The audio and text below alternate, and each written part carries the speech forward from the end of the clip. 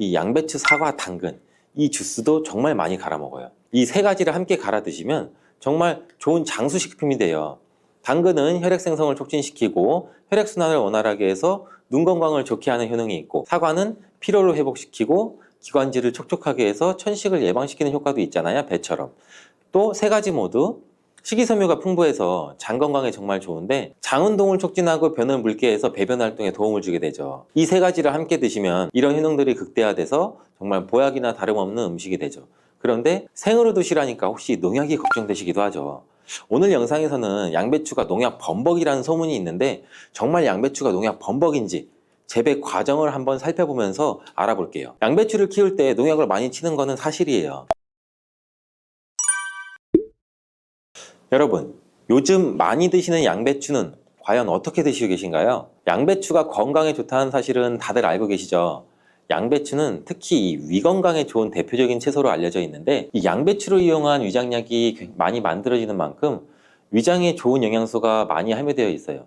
양배추는 위장뿐 아니라 여러 가지 몸에 좋은 효능이 있는 풍부한 성분들이 함유가 되어 있는데, 근데 이런 양배추도 잘못 드시면 오히려 건강에 독이 될 수 있다는 사실 알고 계신가요? 먼저 양배추의 부작용과 양배추의 효능 세 가지, 그리고 양배추와 함께 먹으면 보약이 되는 음식과 먹는 방법까지 양배추에 대한 모든 것을 알려드릴게요. 이 양배추에는 칼륨, 칼슘, 비타민 C, 비타민 U, 식이섬유, 정말 많은 성분을 함유하고 있죠. 근데 비타민 C는 들어봤는데 비타민 U? 이건 뭘까요? 사실 비타민 U는 비타민은 아니에요.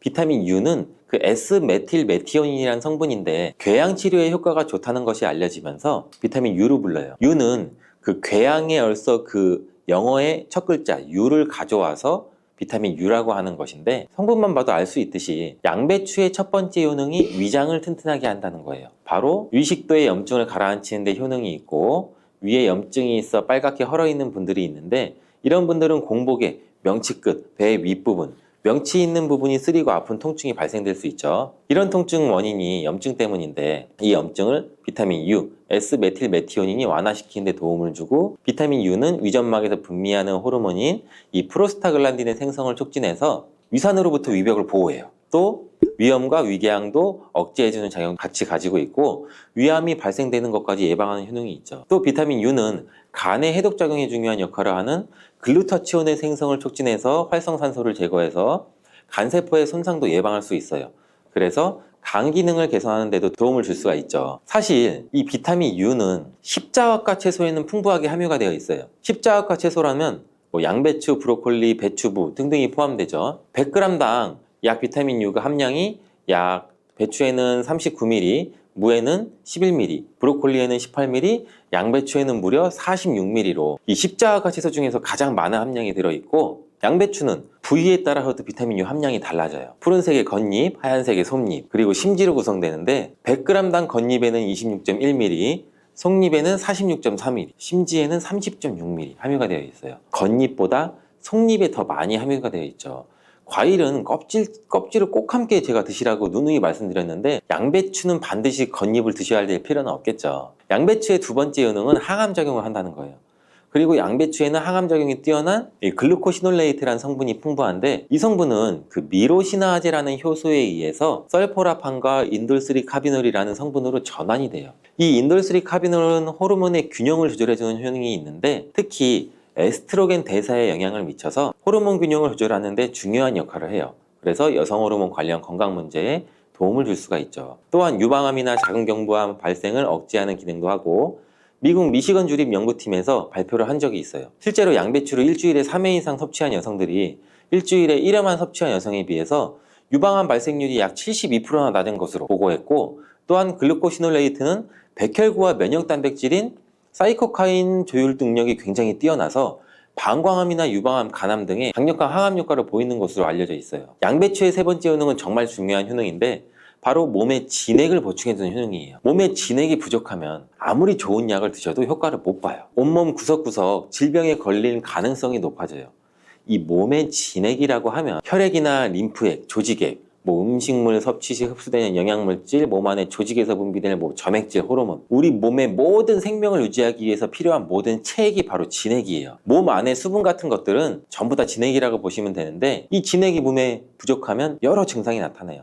손발도 차고, 저린 경우에 혈액순환이 잘 되지 않아 그런 증상이 나타나게 되고, 혈액순환이 문제가 바로고 혈액순환에 진액이 부족해서 그런 증상이 나타나는 경우도 굉장히 많고, 또 이 수분이 충분해야 손발 끝까지 혈액순환이 원활하게 될 수가 있는 건데, 기관지에 진액이 부족하게 되면 또 당연히 기관지도 건조해지고, 그렇게 되면 외부에서 먼지 같은 이물질이 들어오면 기관지는 다이렉트로 자극을 강하게 느껴 기침이 나고 칼칼하고 목소리도 잘 나지 않은 현상도 나오고, 위에 진액이 부족하면 위장의 조직들이 수축되는 현상으로 또 위축적 위염도 나타날 수가 있고, 심장의 진액이 부족하면 심장에 열이 오르고 심장박동도 빨라질 수 있고, 나이가 들면 또 관절이 점점 뻣뻣해지고 입도 바짝바짝 마르는 증상도 많이 나타나고 있고, 그리고 또 목, 어깨 등의 근육이 뭉쳐 통증이 나타나는 이유도 몸 안에 진액, 수분이 부족하기 때문이고, 굉장히 다양해요. 진액이 부족해서 나타나는 현상들은. 근데 뭐 수분이 부족하면 우리는 물을 마시면 해결되지 않을까? 물론 물을 마시면 몸에 대부분 수분이 보충되긴 하지만 대부분 소변이 빠져나가게 되죠. 소변으로. 마신 물이 몸속 구석구석 스며들게 돼서 몸에 진액을 보해주려면 물만 마셔서는 절대 해결이 되지 않아요. 물이 우리 몸에 들어왔을 때 몸속에 잡아들 수 있는 힘이 부족한데, 이런 역할을 하는 것이 양배추예요. 양배추는 몸의 진액 보충을 위해 한의학에서 많이 처방하기도 하는데, 이 진액을 채우고 뇌를 보호하는 뇌수와 뼛속의 골수를 채워주는 역할도 같이 하는 것으로 알려져 있어요. 이렇게 좋은 양배추도 잘못 드시면 부작용이 발생할 수가 있는데, 양배추를 드실 때 주의하셔야 하는 분들 4가지 유형에 대해 알려드릴게요. 첫 번째는 과민성 대장증후군이 있으신 분들이에요. 양배추에 함유된 특정 당분이 가스를 생성하게 되는데, 이 과민성 대장증후군이 있는 분들이 양배추를 드시면 장이 팽창되고 복부팽만이 일어나서 설사를 유발하게 될 수도 있어요. 두 번째는 이 위축성 위염, 장상피 화생이 있는 분들이에요. 위장 점막이 위축돼 있고 변성이 심한 경우인데, 이런 분들은 양배추가 몸에 잘 맞지 않을 수가 있어요. 이런 분들이 양배추를 드시면 오히려 속쓰림이 심해질 수가 있는데, 공복 속쓰림에는 양배추가 도움이 될 수 있지만 식후에 속쓰림이 있으신 분들이라면 또 위장 점막에 문제가 있을 가능성이 있으니 양배추를 적당히 드시길 바라고, 세 번째는 갑상선 기능이 저하된 분이에요. 이런 분들은 양배추를 드실 때 절대 생으로 드시지 마시고 살짝 쪄서 드시길 바래요. 그렇다고 양을 많이 드시면 안 되고, 한 번에 드실 때 약 150g 정도로 일주일에 한두 번 정도만 드시기를 추천드려요. 왜냐면 이 양배추에는 고이트로젠이라는 성분이 많이 포함되어 있는데, 이 성분은 갑상선의 기능을 방해하게 돼요. 양배추를 지속적으로 드시면 갑상선 문제를 유발할 수도 있죠. 근데 이 고이트로젠에 열을 가하면 이 성분이 비활성화가 되기 때문에 쪄서 드시라는 거예요. 다만 갑상선에 문제가 전혀 없는 분들이라면 양배추를 생으로 조금씩 드시는 것도 괜찮죠. 양배추에는 이 설포라판이라는 성분이 있는데, 이 성분은 강력한 항암이나 항산화 작용을 하는 좋은 성분인데, 양배추에 열을 가하게 되면 이 성분은 다 사라져요. 그러니 갑상선에 문제가 없으신 분들은 양배추를 그냥 생으로 드셔서 양배추의 좋은 효능을 통해 건강을 챙기시길 바래요. 네 번째는 고혈압이나 뇌경색 등의 문제로 이 아스피린과 같은 혈전 용해제 같은 약을 복용하시는 분들인데, 왜냐면 양배추에는 비타민 K라는 성분이 들어있는데, 비타민 K는 지혈작용을 하는 기능이 있어요. 이 지혈작용이 뭘까요? 혈액을 말 그대로 빨리 굳게 만드는 거죠. 근데 이 혈액을 묽게 만드는 약을 드시는 분들이 양배추를 드시게 되면 비타민 K와 충돌하게 되어 복용하시는 약의 효과를 떨어뜨리거나 다른 부작용을 일으킬 수가 있을 가능성이 있어요. 그렇다면 양배추를 드실 때 어떻게 먹는 것이 가장 좋을까요? 정답은 바로 양배추를 그냥 생으로 드시는 게 가장 좋아요. 왜냐하면 비타민 U나 C와 같은 좋은 성분들은 열에 약해서 이 조리 과정으로 인해서 파괴가 되기 때문인데, 양배추는 생으로 드시기 참 그래도 어렵잖아요. 그래서 양배추를 생으로 드실 수 있는 방법을 알려드릴게요. 갈아서 주스로 드시면 돼요. 이때 양배추만 갈아 드시면 맛이 굉장히 없잖아요. 양배추와 함께 갈아 드시면 맛도 좋고 보약이 되는 음식 3가지를 제가 바로 알려드릴게요. 저희 집도 아침마다 주스를 정말 많이 갈아서 먹는데, 이 양배추, 사과, 당근 이 주스도 정말 많이 갈아 먹어요. 이 3가지를 함께 갈아 드시면 정말 좋은 장수식품이 돼요. 당근은 혈액 생성을 촉진시키고 혈액순환을 원활하게 해서 눈 건강을 좋게 하는 효능이 있고, 사과는 피로를 회복시키고 기관지를 촉촉하게 해서 천식을 예방시키는 효과도 있잖아요, 배처럼. 또 3가지 모두 식이섬유가 풍부해서 장 건강에 정말 좋은데, 장 운동을 촉진하고 변을 묽게 해서 배변 활동에 도움을 주게 되죠. 이 3가지를 함께 드시면 이런 효능들이 극대화돼서 정말 보약이나 다름없는 음식이 되죠. 그런데 생으로 드시라니까 혹시 농약이 걱정되시기도 하죠. 오늘 영상에서는 양배추가 농약 범벅이라는 소문이 있는데 정말 양배추가 농약 범벅인지 재배 과정을 한번 살펴보면서 알아볼게요. 양배추를 키울 때 농약을 많이 치는 것은 사실이에요. 지금 보고 계신 것이 약 40일 정도 된 양배추예요. 모공이 되는 사이즈죠. 이때부터 농약을 많이 치게 돼요. 다음으로 60일 정도 된 양배추이고 이때도 우리가 알고 있는 양배추의 모양은 아니죠. 아직 더 많이 자라야 돼요. 다음은 100일 정도 재배된 양배추예요. 입이 생각보다 크죠. 양배추의 모양은 보통 동그라니 공처럼 생겼는데 이것은 꼭 다른 채소처럼 생겼어요. 120일 정도 되면 이렇게 자라는데 가운데 보이시나요?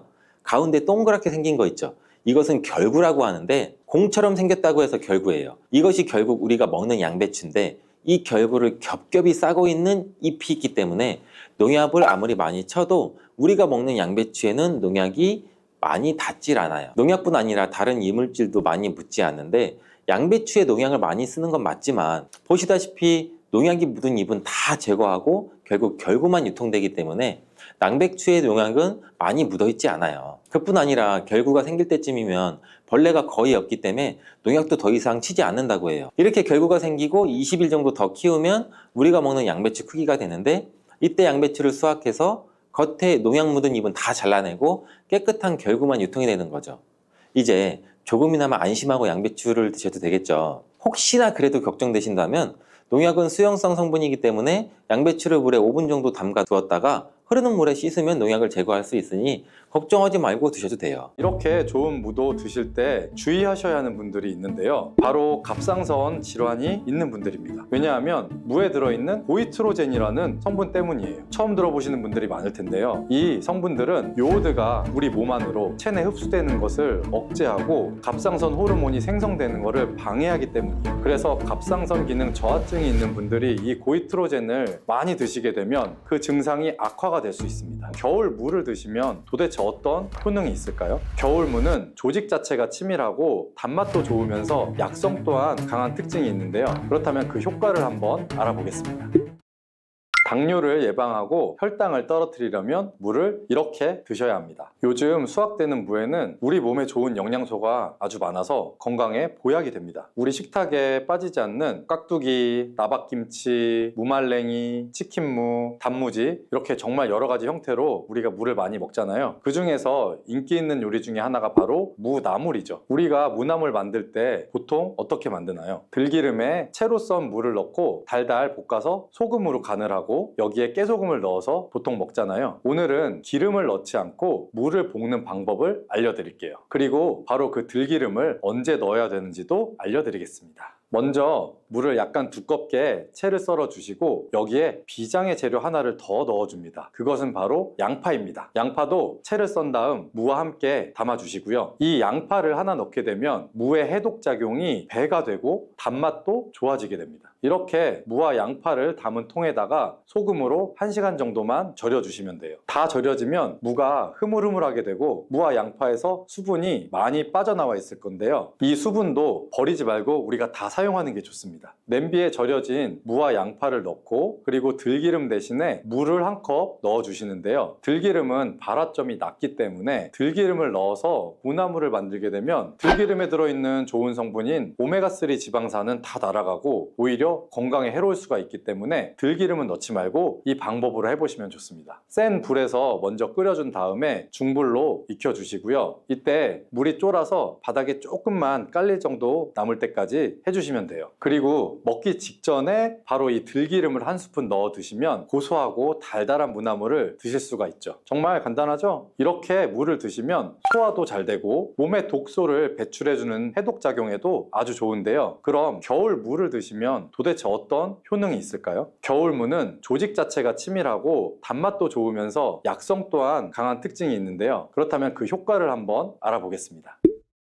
첫 번째는 기침을 멈추게 하고 가래를 묽게 해서 쉽게 배출되도록 도와주는 건데요. 우리가 무를 생으로 그냥 먹으면 알싸한 매운맛이 있죠. 이 바로 매운맛이 무에 들어있는 시니그린이라는 성분 때문인데요. 이 시니그린의 효능이 바로 호흡기의 점막을 자극해서 점액 분비를 촉진해 주는 겁니다. 이렇게 점액이 나와 호흡기에 붙어있는 가래를 묽게 만들어서 쉽게 배출되도록 도와주는 거고요. 이뿐 아니라 점막이 호흡기 외벽을 보호해서 각종 세균 세균이나 감기 바이러스 등이 쉽게 우리 몸으로 침투하지 못하게끔 보호해주는 효과도 있습니다. 우리가 보통 병원에서 처방받아서 먹는 감기약과는 좀 다르게 무는 기관지가 본연의 역할을 잘 할 수 있도록 회복시키고 유지시켜준다는 좋은 점이 있는 겁니다. 이런 효능 때문에 가래나 기침 등의 감기로부터 우리 몸을 보호하고 회복시킬 수가 있는 거고요. 그러면 특별히 이 기침, 가래 증상, 그리고 호흡기에 도움이 되도록 물을 먹는 방법을 한 가지 알려드릴게요. 그건 물을 바로 주스로 만들어서 마시면 되는데요. 이때 무와 배를 함께 사용하시면 됩니다. 겨울에 감기에 걸렸을 때 우리가 배숙을 만들어서 마시기도 하잖아요. 배 자체에도 염증을 가라앉혀주고 기침을 먹게 해주는 효능이 있기 때문인데요. 이런 배와 물을 함께 드시게 되면 겨울에 건조했던 기관지가 촉촉해져서 기침도 줄여주고 가래를 묽게 해서 몸 밖으로 배출하기가 쉬워지게 돼요. 또 무와 배는 열을 내려주는 효능이 있기 때문에 기관지염이나 편도선염, 후두염 이런 목에서 오는 열감을 완화시키는 데에도 도움을 줄 수가 있습니다. 이걸 만드는 방법은 무와 배를 약 1:1의 비율로 섞어서 믹서기에 넣고 갈아주시면 되는데 한 가지 주의할 점이 무에는 초록색 부분이 있고 흰색 부분이 있죠. 이 중에서 흰색 부분은 매운맛이 좀 더 강하고 초록색 부분은 단맛이 조금 더 좋습니다. 그래서 우리가 주스를 만들 때에는 초록색 부분을 사용하시는 것을 추천드립니다. 그리고 무와 배 껍질도 꼭 함께 갈아주시면 좋은데요. 왜냐하면 속살보다 껍질에 더 많은 플라보노이드 성분이 함유되어 있기 때문이에요. 배에 있는 씨만 제거하시고 믹서기에 넣고 갈아주신 다음 그대로 마시면 되는데요. 만약에 이게 너무 걸쭉해서 마시기가 힘들면 면포에 좀 걸러주신 다음에 드시면 마시기 좋습니다. 자, 두 번째 무의 효능은 바로 소화에 좋은 건데요. 우리가 천연 소화제라고 하면 떠오르는 것이 바로 이 무입니다. 왜냐하면 무 안에는 전분을 분해하는 아밀라제와 디아스타제가 풍부하고 단백질을 분해해주는 효소인 프로테아제도 많이 들어있어서 우리가 고기를 먹을 때도 이 무를 같이 먹으면 정말 좋은 음식이 되거든요. 김장을 하고 나서 돼지고기 삶은 다음에 우리가 수육 많이 하죠. 이때 이 김장김치 그리고 남은 무를 가지고 양념을 더해서 무김치를 만들어 수육과 함께 먹을 수 있죠. 이렇게 드시는 게 무의 단백질 소화 요소인 프로테아제 덕분에 정말 좋은 음식의 궁합을 만들게 되는 거예요. 또 무에는 탄수화물을 분해하는 디아스타제라는 효소가 아주 많이 들어있거든요. 우리나라의 주식이 뭐죠? 바로 쌀이죠. 우리가 쌀밥을 먹을 때 무로 만든 반찬을 드시는 게 그래서 좋은 방법이 될 수가 있는데요. 나이가 들면 보통 몸에서 나오는 소화 효소 자체가 좀 줄어들 수밖에 없어요. 그래서 나이가 들수록 무로 만든 반찬을 많이 드시는 게 도움이 됩니다. 근데 이 무에 함유된 이 효소들은 열에 좀 약하기 때문에 무의 소화 효소를 섭취하려면 사실 열을 가하지 않은 생으로 드시는 게 더 좋기는 해요. 동치미나 깍두기가 정말 안성맞춤이 되겠죠. 그리고 무에는 지방을 분해하는 효소인 에스터라제가 아주 풍부한데요. 우리가 집에서 흔히 많이 먹는 야식 중에 치킨이 있죠. 이 치킨 배달을 시키면 치킨무가 꼭 같이 오죠. 바로 지방이 많은 치킨을 먹을 때 무를 함께 드시면 입안도 아주 깔끔해지고 소화도 잘 되겠죠. 그리고 세 번째 무의 효능은 혈관 건강에 좋다는 건데요. 무에는 식이섬유가 풍부해서 장 건강에 도움을 줄 뿐 아니라 혈관 건강에도 도움을 주는데요. 바로 이 식이섬유가 체내의 콜레스테롤을 흡착시켜서 체외로 배출시켜 주므로 혈관 내 노폐물을 제거하고 혈액순환을 원활하게 도와주는 겁니다. 또 비타민C도 풍부하게 함유되어 있는데요. 이 무의 비타민C는 항산화 작용이 좋기 때문에 혈관 내의 활성산소를 제거해주고 혈관벽을 튼튼하게 해주는데도 도움을 줍니다. 그리고 무에는 칼륨이 함유되어 있는데 칼륨의 대표적인 효과가 바로 나트륨을 배출하는 겁니다. 혈관 내의 나트륨은 우리 몸의 혈압 상승이랑 직접적으로 관련이 되는데 무를 꾸준히 섭취함으로써 혈관 내의 나트륨을 몸 밖으로 배출시켜서 혈압을 낮추고 심혈관 질환을 예방하는 데에도 도움을 줍니다. 그리고 엽산 또한 무에 풍부하게 함유되어 있는데요. 이 엽산이 혈관의 염증을 억제해 줄 수 있고 혈전 생성을 막아주는 역할을 해줄 수가 있습니다.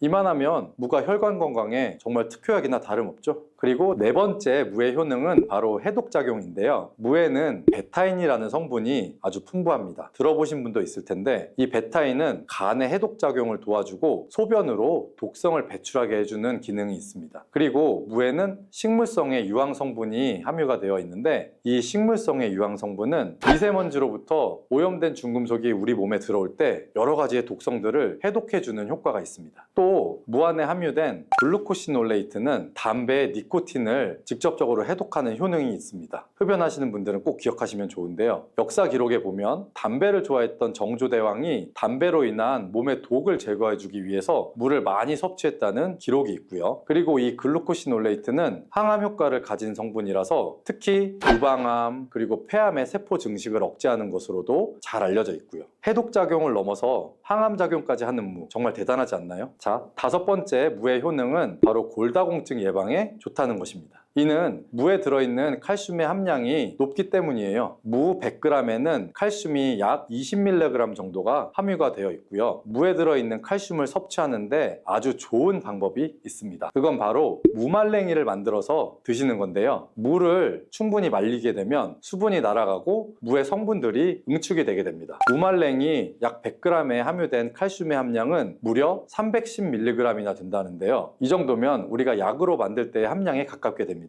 나이가 들면서 뼈에서 칼슘이 빠져나가서 골밀도가 점점 낮아지고 골다공증이 발병을 하게 되죠. 이 골다공증은 나이 드신 분들에게 특히 위험한 병입니다. 왜냐하면 나이 드신 분들에게 만약에 골반에 골절이 생기게 되면 65세 이상은 약 30%가 1년 내에 사망할 수 있고 80세 이상은 약 50%가 2개월 내에 사망을 할 수가 있기 때문입니다. 그래서 중년 이후에 이 뼈에 대한 관리는 매우 중요합니다. 보통 하루 칼슘의 권장 섭취량은 약 1000mg 정도인데요. 무말랭이를 400g 정도 드시면 하루에 칼슘 섭취량을 충분히 섭취하게 될 수 있는 겁니다. 우리가 칼슘을 섭취할 때 중요한 요소 중에 하나는 바로 먹는 것뿐만 아니라 몸에 직접적으로 흡수가 되어야 한다는 건데요. 칼슘은 기본적으로 몸에 잘 흡수가 되지 않는 성분이라서 이 흡수를 위해 필요한 물질들이 있는데 그 중에 하나가 바로 비타민 D입니다. 요즘에 비타민 D를 따로 챙겨서 드시는 분들 정말 많은데요. 바로 이 무말랭이에 비타민 D가 아주 풍부하게 함유되어 있습니다. 그래서 무말랭이가 골다공증 예방에도 정말 좋은 이유가 되는 거죠. 이 무말랭이를 먹는 좋은 방법이 하나 있는데요. 바로 무말랭이 차로 만들어서 먹는 겁니다. 무말랭이를 기름을 두르지 않은 팬에 볶아주시면 갈색으로 변하게 되는데요. 이렇게 볶아진 무말랭이를 차로 잘 우린 다음에 마시면 되는 겁니다. 무말랭이에 열을 가해서 갈색으로 변할 때 더 많은 항산화 물질들이 생성이 되고요. 이렇게 생긴 항산화 물질들이 몸 안에 염증과 활성산소를 제거하여 주게 됩니다. 이 활성산소들은 우리 몸의 뼈와 관절에도 염증을 일으킬 수가 있기 때문에 뼈의 건강을 위해서도 이런 염증을 줄여주는 것이 아주 중요합니다. 6번째 무의 효능은 바로 당뇨를 예방하는 데 도움을 준다는 건데요. 미국 당뇨병 협회에서는 당뇨를 예방하기 위해서 물을 매일 섭취하라고 권고를 하고 있습니다. 탄수화물을 우리가 섭취하게 되면 탄수화물이 당으로 변해서 우리 몸의 혈당 지수가 올라가게 되는데요. 이렇게 혈당 지수를 올라가는 데 관여하는 호르몬이 바로 글루카곤입니다. 우리가 물을 섭취하게 되면 이 글루카곤의 기능을 억제해 줄 수가 있는데요. 혈당을 올리는 글루카곤의 효능이 제한되기 때문에 혈당 조절에 도움을 주는 겁니다. 무에는 이렇게 많은 효능이 있습니다. 그리고 함께 드시면 무의 효능을 극대화할 수 있는 음식이 있습니다.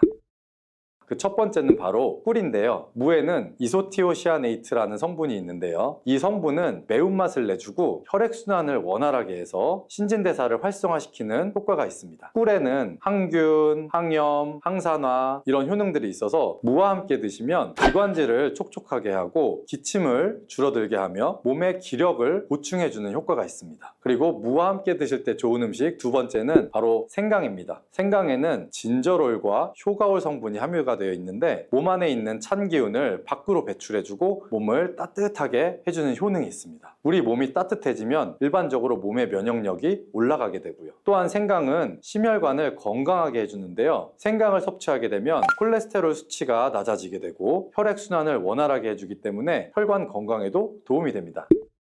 자, 이렇게 좋은 무도 드실 때 주의하셔야 하는 분들이 있는데요. 바로 갑상선 질환이 있는 분들입니다. 왜냐하면 무에 들어있는 고이트로젠이라는 성분 때문이에요. 처음 들어보시는 분들이 많을 텐데요. 이 성분들은 요오드가 우리 몸 안으로 체내 흡수되는 것을 억제하고 갑상선 호르몬이 생성되는 것을 방해하기 때문이에요. 그래서 갑상선 기능 저하증이 있는 분들이 이 고이트로젠을 많이 드시게 되면 그 증상이 악화가 될 수 있습니다. 다만 체내에 요오드가 풍부하게 있는 상태면 되면 사실 이 효과는 미미하기 때문에 평소에 요오드가 풍부한 해조류를 많이 드시면 도움이 됩니다. 그리고 이 고이트로젠은 열을 가하게 되면 일반적으로 그 효과가 약해지게 되기 때문에, 따라서 갑상선 기능 저하증이 있는 분들은 물을 드실 때 생으로 그냥 드시지 말고 열에 잘 익혀서 드시기를 추천합니다. 사과의 유기산과 우유의 카제인이라는 성분이 만나게 되면 엉기는 현상이 일어나서 이게 덩어리가 져요. 덩어리가 져서 위 속에 들어가면 위 산하고도 만나서 더 큰 덩어리가 형성되고, 더 큰 덩어리가 형성되니까 소화가 늦어지겠죠. 소화도 힘들어져요. 이렇게 평소 소화가 잘 되고 건강한 사람이랑은 별로 상관이 없는데, 그렇지 않은 분들한테는 소화불량과 대장염도 일으킬 가능성도 있고, 이게 지속적으로 반복이 되면 대장암이 생길 수도 있죠. 사과와 함께 드시면 보약이 되는 음식도 있는데요. 바로 매일 사과 한 개를 먹으면 병원에 가지 않아도 된다는 말은 많이들 들어보셨죠? 사과는 그만큼 우리 몸을 건강하게 하는 많은 영양소가 들어 있습니다. 사과는 꼭 아침에 먹어야 돼, 아침에 먹어야 된다고 하는 사람들도 많은데, 그 말이 정말 사실일까요? 정답은 그렇지 않다입니다. 그 이유를 보면 사과에는 신맛, 상큼한 맛이 나죠. 바로 사과 안에는 유기산이 풍부하기 때문인데, 그래서 유기산 때문에 신맛이 나는 것이에요.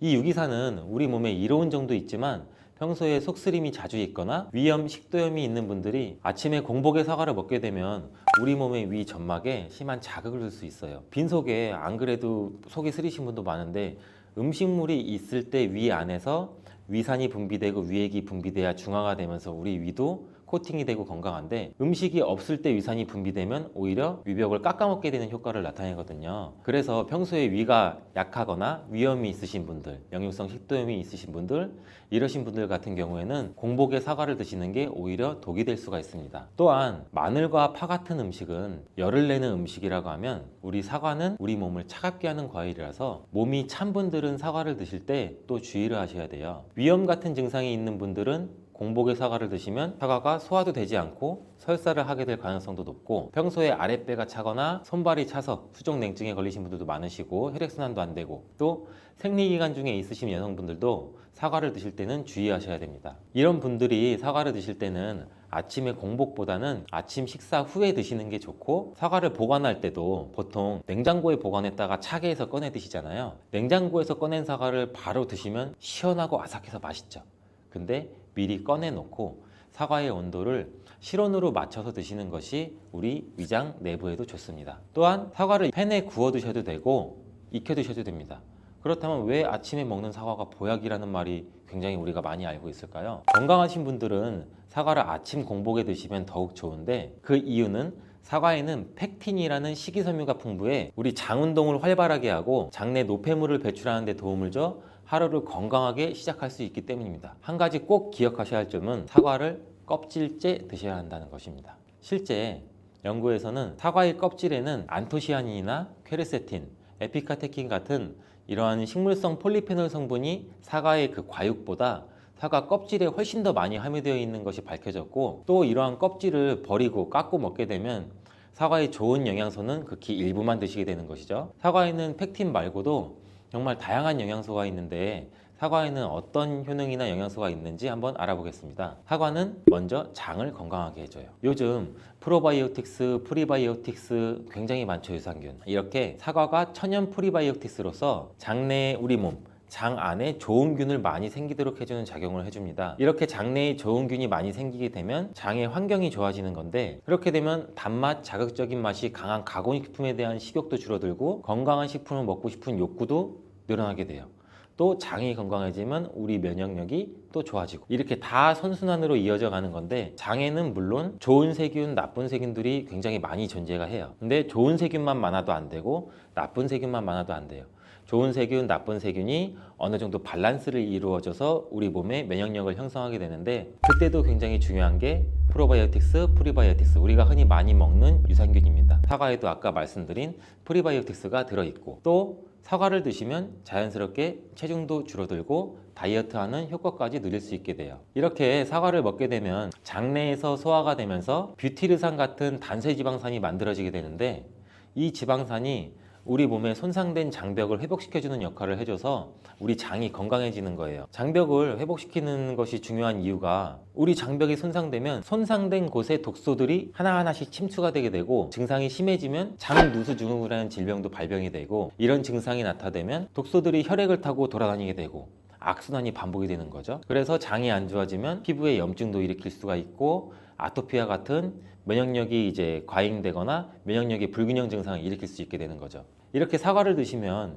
이런 증상을 예방해 장이 건강해져 피부도 탄력 있게 밝아지게 하는 효과도 있고 사과 속의 풍부한 펙틴이 아까 장 운동도 활발하게 한다고 말씀드렸잖아요. 그렇게 되면 암을 유발할 수 있는 물질들이 장 내에 오래 머물지 못하고 결국 대장암의 발병률도 서서히 줄어들게 되죠. 그리고 사과는 혈관도 깨끗하게 해주는데 혈관을 깨끗하게 해주면 뇌졸중, 고혈압, 심근경색 그런 혈관 질환도 같이 예방할 수 있게 되고 이렇게 혈관에 활성산소가 많아지게 되면 혈전이 생겨 혈액순환을 방해하기도 하고 혈관 세포를 손상시켜 노화를 촉진시키기도 하는데 이러한 활성산소를 제거해 주는 게 우리가 흔히 알고 있는 항산화 영양제라고 해요. 말 그대로 활성산소가 우리 세포의 노화를 촉진시켜주고 우리 세포를 더 늙게 만들거든요. 이러한 것들을 제거해주는 항산화 영양소를 같이 섭취해주는 것도 매우 중요한데 그 항산화 영양소도 사과에 들어있다는 것을 알고 계시면 좋을 것 같습니다. 또한 이러한 활성산소를 제거해서 혈전이 생기는 것을 억제하는데 가장 큰 역할을 하는 게 플라보노이드 계열의 루틴이라는 성분인데 이 루틴이 사과에 굉장히 많이 들어있어요. 또한 사과에는 칼륨도 굉장히 많이 함유되어 있어서 칼륨은 혈관 내에 나트륨을 몸 밖으로 배출해주는 역할을 해요. 나트륨은 수분을 흡수하는데 칼륨이 부족하면 나트륨도 배출되지 않습니다. 이 나트륨은 혈압이 상승하며 혈관에 노폐물을 쌓이게 만드는데 사과를 섭취해서 칼륨을 공급해주면 혈압도 방지할 수 있고 노폐물을 배출시켜주는 역할도 같이 할 수 있습니다. 또한 이러한 칼륨은 혈관을 확장시키는 작용을 해서 혈액순환도 원활하게 하고 심장박동도 안정시키고 심장의 기능도 강화하는 데 도움을 줄 수 있는 성분이에요. 근데 여기서 한 가지 주의할 점을 알려드릴게요. 활성산소가 혈관을 손상시킨다고 했잖아요. 근데 사과를 잘못 드시면 오히려 활성산소가 굉장히 많이 생기게 돼요. 바로 갈변된 사과를 드시는 것입니다. 사과를 먹고 남게 되면 밀폐 용기에 담아 보관했다가 나중에 드시는 경우 굉장히 많잖아요. 그때 우리가 단면이 사과가 갈색으로 변하게 되는데 이는 공기 중에 산소와 만나서 산패돼서 갈색으로 변한 것이거든요. 이렇게 산패된 사과를 드시면 활성산소를 제거하는 것이 아니라 오히려 활성산소를 증가시켜 혈관 건강에 악영향을 줄 수 있으니까 갈변된 사과는 그 부분은 바로 잘라내고 드시는 것을 추천드립니다. 또한 사과의 이로운 점 중 다른 하나는 사과는 혈당을 조절해서 당뇨를 예방하고 그 당뇨를 회복하는 데에도 도움을 줄 수가 있어요. 당뇨가 있으신 분들은 과당이 혈당을 올려 안 좋다고 알고 계시잖아요. 굉장히 많은 분들이. 근데 사과는 오히려 혈당을 조절해 주기 때문에 당뇨가 있으신 분들은 사과를 드셔야 됩니다. 식사하기 30분 전에 사과를 드신 후에 식사를 하시면 혈당이 급격하게 오르는 혈당 스파이크 현상도 막을 수가 있어요. 사과에 단맛 때문에 당뇨가 있는 분들이 사과를 드시는 것을 꺼려 하시는데 사과에는 단맛도 있지만 혈당은 올리는 GI 지수가 36으로 혈당 지수가 낮은 과일이에요. 근데 혈당 지수가 높은 과일이 뭔지 아세요?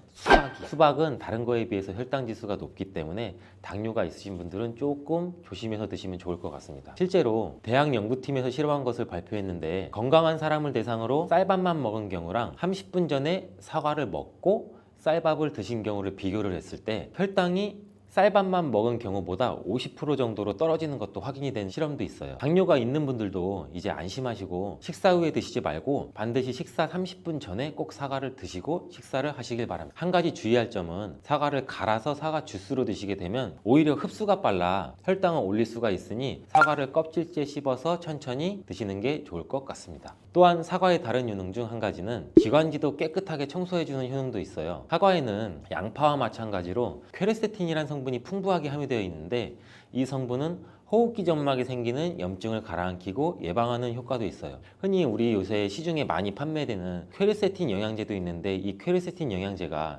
아이들 비염, 기관지염 이런 쪽을 개선시킨다고 많이들 이제 광고도 하는데 이처럼 퀘르세틴이 우리 몸에 있는 염증도 굉장히 많이 잡아주거든요. 이런 물질들이 사과 속에도 같이 함유되어 있다는 것을 기억하시기 바라겠습니다. 그리고 폐기관지의 모세혈관도 튼튼하게 만드는 걸 도와주고, 천식이 있거나 기관지가 약한 분들이 미세먼지 때문에 기침이 많이 나고 목에 가래가 많이 낄 수가 있는데, 이런 분들도 사과를 꾸준히 드시면 호흡기가 부드러워져 불편함도 많이 해소할 수 있게 됩니다. 한 연구에서는 매주 4개에서 5개의 사과를 먹는 가정의 자녀가 매주 1개 이하의 사과를 먹는 가정의 자녀보다 천식에 걸릴 확률이 50% 정도나 낮았다고 발표한 적도 있고, 사과가 그만큼 천식과 호흡기 건강에 좋다는 것이 증명된 거죠. 이렇게 좋은 사과도 함께 먹으면 절대 안 되는 음식이 있는데 바로 궁합이 안 맞는 거예요. 그 음식을 알아볼 텐데 바로 우유, 요거트, 치즈, 이런 유제품류예요. 여러분 놀라셨죠?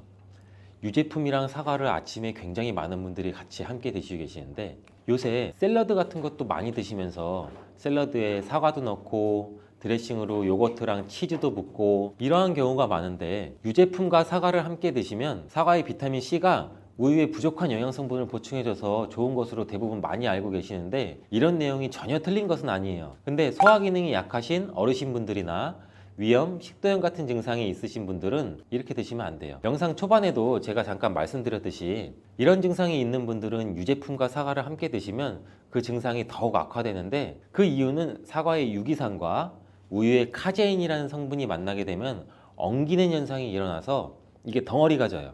덩어리가 져서 윗속에 들어가면 위산하고도 만나서 더 큰 덩어리가 형성되고, 더 큰 덩어리가 형성되니까 소화가 늦어지겠죠. 소화도 힘들어져요. 이렇게 평소 소화가 잘 되고 건강한 사람이랑은 별로 상관이 없는데, 그렇지 않은 분들한테는 소화불량과 대장염도 일으킬 가능성도 있고, 이게 지속적으로 반복이 되면 대장암이 생길 수도 있죠. 장 건강이 중요한 이유는 아까도 영상 초반에 말씀드렸듯이 장이 우리 몸의 면역력도 같이 담당하는 기관이고 정신 건강에까지 영향을 주기 때문인데, 행복 호르몬이라고 불리우는 세로토닌 많이 들어보셨죠? 이 세로토닌의 95%가 장에서 만들어지기 때문에 장이 건강해야 행복감이 또 올라갈 수 있어요. 여기서 또 하나, 절대 드시면 안 되는 것이 바로 사과 씨입니다. 사과 주스를 만들어 드실 때 씨까지 함께 갈아서 드시는 경우도 굉장히 많이 있는데, 이 사과 씨에는 아미그달린이라는 성분이 함유되어 있어요. 이 아미그달린이 소와 효소와 만나게 되면 이게 시아나수소라는 유독물질로 분해가 돼요. 이 시아나수소는 인체에서 유해한 독성이 굉장히 강한 물질인데, 이걸 섭취하게 되면 두통이나 어지럼증, 구토, 복통 이러한 증상들이 나타날 수가 있고, 심한 경우에는 이게 심장박동에도 영향을 줘서 호흡곤란, 혼수상태 이런 심각한 증상으로 나타날 수 있어요. 건강한 성인의 경우에는 사과 한 개에 들어있는 씨의 양에는 그닥 큰 영향이 없을 수가 있는데, 독성에 약한 어린아이 그리고 연세가 많으신 분들한테는 이런 것도 굉장히 민감하게 반응할 수 있으니까 꼭 주의하셔야 됩니다. 사과는 유독 보여지는 것이 중요한 과일인데, 흠집이 있거나 색상이 좋지 않으면 상품성이 많이 떨어져요. 근데 유독 윤기가 있거나 반짝반짝하고 빨갛고 색상이 짙은 사과는 웬만하면 피하는 게 좋아요. 간혹 유동 파라핀이라는 식품 첨가물을 사용해서 사과 위에 이렇게 이쁘게 보이게 코팅 처리를 한 사과일 수가 있는데, 이 유동 파라핀을 섭취하게 되면 복통과 설사를 일으킬 수 있고 지용성 비타민의 흡수도 감소시킨다고 알려져 있어요. 요새는 이런 일이 거의 없긴 하지만, 혹시나 사과가 너무 윤기가 흐르거나 만졌을 때 약간의 끈적임이 있다면 드시기 전에 살짝 의심 한번 해보시고 껍질을 깨끗하게 세척하고 드시거나 껍질을 벗기고 드시는 것이 안전하겠습니다. 사과와 함께 드시면 보약이 되는 음식도 있는데요, 바로 비트와 당근입니다. 굉장히 유명한 주스 아시죠? ABC 주스. ABC가 바로 사과, 비트, 당근, 애플, 비트, 캐럿 이 세 가지를 갈아서 만든 주스인데, 사과, 당근, 비트를 함께 드시게 되면 영양소의 흡수율이 굉장히 증가하고 서로의 시너지를 굉장히 크게 나타내요. 이 서로의 영양소를 보완해줘서 더욱 건강하게 드실 수가 있는데, 또한 식이섬유가 폭발적으로 증가해서 장운동을 촉진하고 변비 예방도 탁월해져요. 그리고 사과, 당근, 비트 이 세 가지는 모두 강력한 항산화 물질이 풍부해서 체내에 있는 활성산소를 제거해서 세포의 노화도 방지해주고 몸에 활력을 불어넣어 줄 수도 있는 거예요. 함께 먹으면 보약이 되는 음식으로도 고구마도 있습니다. 이 고구마에는 베타카로틴이라는 성분이 풍부해서 항암작용과 함께 면역력도 같이 강화해 주는데 혈관 건강에도 도움을 줄 수가 있어요. 고구마를 드시면 소화가 잘 안 되는 증상도 나타날 수가 있는데, 이게 왜 그러냐면 고구마 속에 함유되어 있는 아마이드라는 성분이 장에서 이상 발효를 일으켜서 가스가 차고 소화불량 증상도 같이 나타나는 건데, 이때 같이 사과와 함께 드시면 사과에 함유된 펙틴이 아마이드의 이상 발효 증상을 억제해서 가스가 차는 증상을 발생하지 않도록 도와주게 돼요.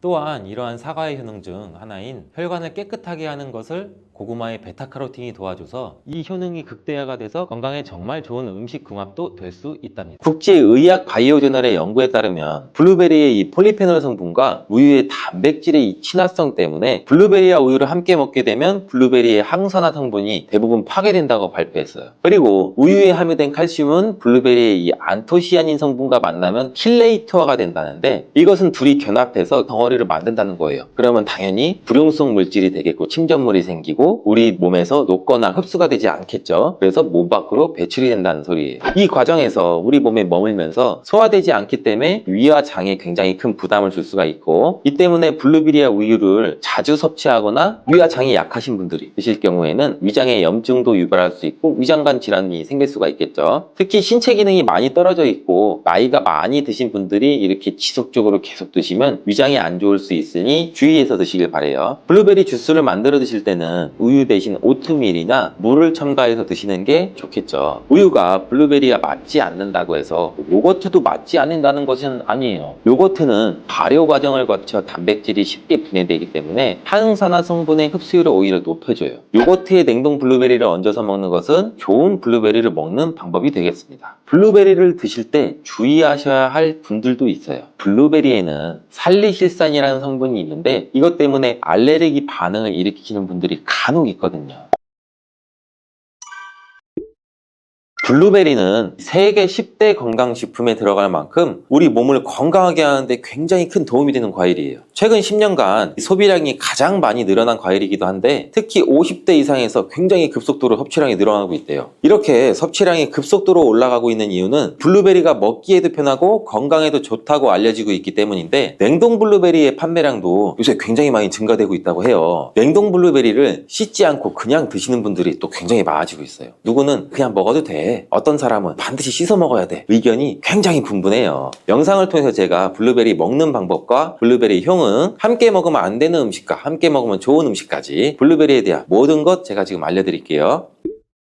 먼저 냉동 블루베리를 씻어야 되느냐 그냥 먹어도 되느냐, 제가 정리해 드릴게요. 결론부터 말하자면 씻어서 드시는 것이 안전하다입니다. 먼저 냉동 블루베리를 구입하셨다면 식품의 유형을 한번 확인하시기 바래요. 식품 유형에 과체 가공품이라고 적혀 있다면 씻어서 냉동한 블루베리이기 때문에 그냥 드셔도 되시긴 해요. 근데 식품 유형에 농산물이라고 표기가 되어 있다면 이것은 씻지 않고 냉동되어 유통된 블루베리이기 때문에 반드시 씻어서 드시는 게 좋아요. 근데 간혹 식품 유형이 표기가 되어 있지 않은 제품들도 있는데 이런 제품은 당연히 씻어 드시는 게 좋겠죠. 2022년 한국소비자연맹에서 현재 시중에 판매되고 있는 냉동과일, 블루베리, 망고, 딸기 등등 제품을 선정해서 안전성 평가를 했는데, 과체 가공품 같은 세척과일 제품에서 미생물, 잔류농약, 곰팡이, 독소 등의 검사에서 규격 기준에는 적합하긴 했지만 이 미생물과 잔류농약이 검출된 제품들도 있었어요. 이 자료를 바탕으로 한다면 이 냉동 블루베리 제품도 이미 씻어서 유통이 되고 있다고 할지라도 한 번 정도는 씻어 드시는 게 좋겠어요. 블루베리 씻는 방법은 흐르는 물에 약 30초 정도만 씻어주면 되는데, 깨끗이 빡빡 씻는다고 블루베리를 물에 오래 담가두거나 흐르는 물에서도 오래 씻으면 안 돼요. 블루베리에 함유된 안토시아닌 성분은 수용성이기 때문에 영양소가 다 빠져나가 버릴 수 있어요. 잔류 농약 또한 수용성이기 때문에 흐르는 물에 약 30초 정도만 씻어도 충분하니 걱정 말고 드셔도 괜찮습니다. 블루베리는 특별히 생과일보다 냉동 블루베리가 이 안토시아닌 함량이 높다고 해요. 이 시드니의 뉴사우스 웨일즈 대학의 연구진이 블루베리를 건조, 냉장, 냉동했을 때 핵심 영양소가 어떻게 변화되는지 실험을 했는데, 안토시아닌의 함량이 블루베리 1g당 생과일일 때는 7.2mg, 냉장 보관했다가 2주가 지났을 때는 5.7mg로 줄었고 건조했을 때는 4.3mg로 더욱 줄었대요. 근데 냉동 한 달 후에는 8.1mg으로 오히려 생과일 때보다 늘어났고, 냉동 3달이 지나자 17.9mm로 소폭 줄었지만 역시 생과일일 때보다 많은 함량이 확인되었다고 해요. 실험 결과로만 보면 블루베리는 냉동으로 드시는 것이 가장 많은 영양분을 섭취할 수 있다는 말이 되겠네요. 추가로 눈 건강이나 심혈관 질환, 당뇨 등에 도움이 많이 되는 시중에 이 안토시아닌 함량이 개런티된 영양제도 많이 나와 있으니 꼭 블루베리나 빌베리와 같은 영양제를 드시려면 건강기능 식품으로 제조된 안토시아닌이 최소 50mg 개런티된 제품을 드시는 게 굉장히 좋겠죠. 그렇다면 다른 채소나 과일은 냉동했을 때 핵심 영양소의 함량이 어떻게 될까요? 이 영양소에 따라 보존력이 강한 것도 있고 약한 것도 있는데 딸기의 한 종류인 이 라즈베리는 폴리페놀 성분이 핵심 영양소예요. 생과일일 때보다 냉동일 때가 킬로그램당 폴리페놀 함량이 약 100mg 정도 상승하는 것으로 나타났고, 당근의 경우에는 핵심 영양소가 이 베타카로틴이라는 거 많이들 알고 계시잖아요. 냉동 보관했을 때 3개월이 지나면 베타카로틴의 함량이 현저히 떨어져요. 이렇듯 냉동 채소, 냉동 과일은 핵심 영양 성분에 따라서 함량이 높아질 수도 있고 낮아질 수도 있어요. 냉동 블루베리를 구입하셔서 보관할 때는 주의사항이 있어요. 판매되는 냉동 블루베리는 대량으로 포장되어 있는데 한 번에 드실 수가 없는 양으로 포장이 되어 있어요. 냉동 블루베리는 해동해서 드시게 되면 녹으면서 안토시아닌까지 함께 녹아 나오기 때문에 냉동실에서 꺼내 바로 드시는 게 가장 좋아요. 혹시나 해동이 되었다면 다시 냉동하시면 안 돼요. 해동이 되면서 미생물이 증식을 하게 되고 그 상태로 냉동을 하면 미생물까지 함께 냉동이 돼요. 그것을 드시면 당연히 복통이나 설사나 이런 걸 유발할 수가 있겠죠.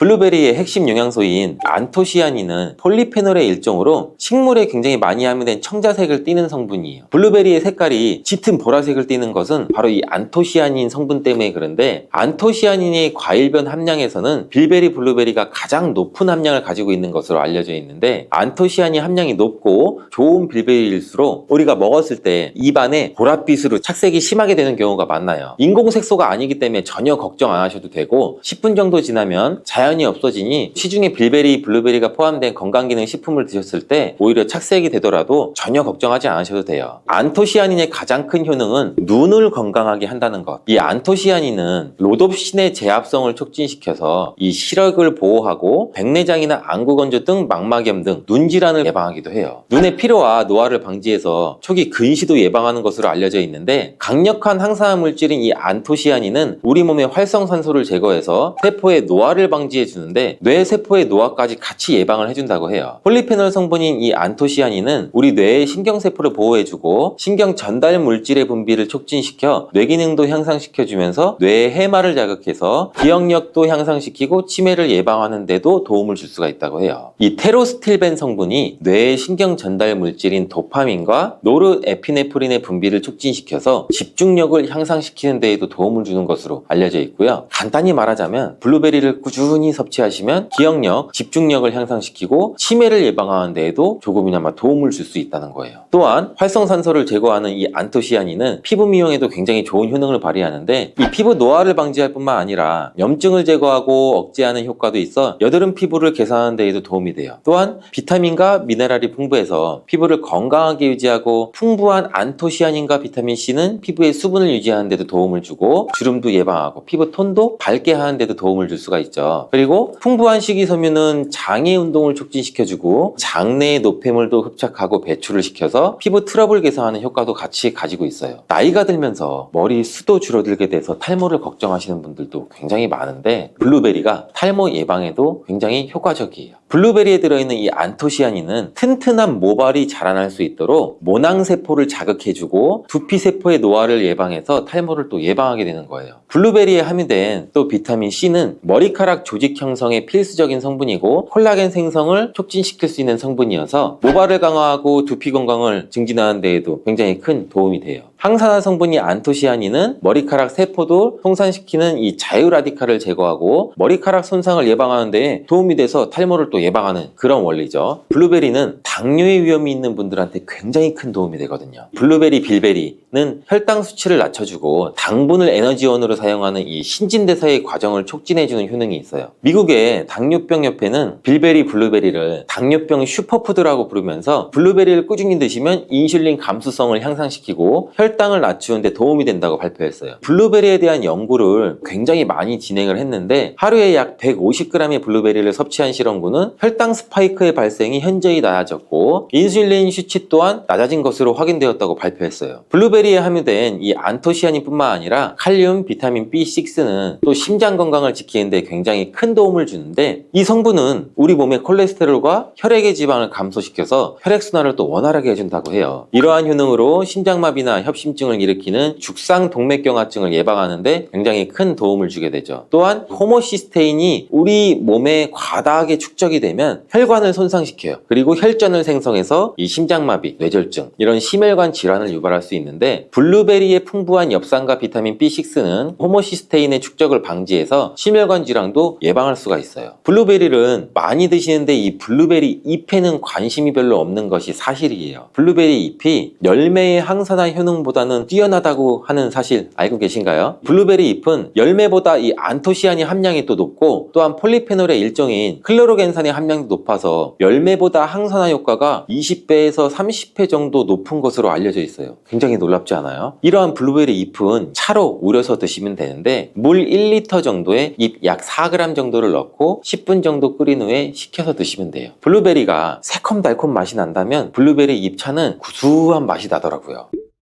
이렇게 좋은 블루베리도 함께 먹으면 안 되는 음식이 있는데 바로 우유예요. 깜짝 놀라지 않으셨나요? 보통 냉동 블루베리를 우유와 함께 믹서기에 갈아서 주스로도 쉐이크로도 많이 드시는데 이렇게 되면 블루베리의 영양소가 파괴가 돼요. 국제의학 바이오저널의 연구에 따르면 블루베리의 이 폴리페놀 성분과 우유의 단백질의 이 친화성 때문에 블루베리와 우유를 함께 먹게 되면 블루베리의 항산화 성분이 대부분 파괴된다고 발표했어요. 그리고 우유에 함유된 칼슘은 블루베리의 이 안토시아닌 성분과 만나면 킬레이트화가 된다는데 이것은 둘이 견합해서 덩어리를 만든다는 거예요. 그러면 당연히 불용성 물질이 되겠고 침전물이 생기고 우리 몸에서 녹거나 흡수가 되지 않겠죠. 그래서 몸 밖으로 배출이 된다는 소리예요. 이 과정에서 우리 몸에 머물면서 소화되지 않기 때문에 위와 장에 굉장히 큰 부담을 줄 수가 있고 이 때문에 블루베리와 우유를 자주 섭취하거나 위와 장이 약하신 분들이 드실 경우에는 위장에 염증도 유발할 수 있고 위장관 질환이 생길 수가 있겠죠. 특히 신체 기능이 많이 떨어져 있고 나이가 많이 드신 분들이 이렇게 지속적으로 계속 드시면 위장에 안 좋을 수 있으니 주의해서 드시길 바래요. 블루베리 주스를 만들어 드실 때는 우유 대신 오트밀이나 물을 첨가해서 드시는 게 좋겠죠. 우유가 블루베리와 맞지 않는다고 해서 요거트도 맞지 않는다는 것은 아니에요. 요거트는 발효 과정을 거쳐 단백질이 쉽게 분해되기 때문에 항산화 성분의 흡수율을 오히려 높여줘요. 요거트에 냉동 블루베리를 얹어서 먹는 것은 좋은 블루베리를 먹는 방법이 되겠습니다. 블루베리를 드실 때 주의하셔야 할 분들도 있어요. 블루베리에는 살리실산이라는 성분이 있는데 이것 때문에 알레르기 반응을 일으키는 분들이 간혹 있거든요. 블루베리를 드시면 입술이 붓거나 간지럽거나 복통과 설사의 증상이 나타난다면 즉시 블루베리 섭취를 중단하셔야 돼요. 그리고 블루베리에는 혈액을 묽게 만드는 비타민 K가 풍부하게 함유되어 있는데 심장질환이나 뇌혈관 질환으로 이미 아스피린과 같은 혈전 용해제를 복용하시고 계신 분들이 블루베리를 과다하게 섭취하게 되면 문제가 발생할 수 있으니 적당히 드시길 바래요. 또한 사람에 따라서 블루베리가 일시적으로 혈당을 낮추는 효과도 가지고 있기 때문에 당뇨가 있는 분들이 블루베리를 과하게 섭취할 경우에는 저혈당 증세도 나타날 수 있어요. 어떤 음식이든 각자 우리 몸의 체질에 맞게 드시는 게 가장 좋겠죠.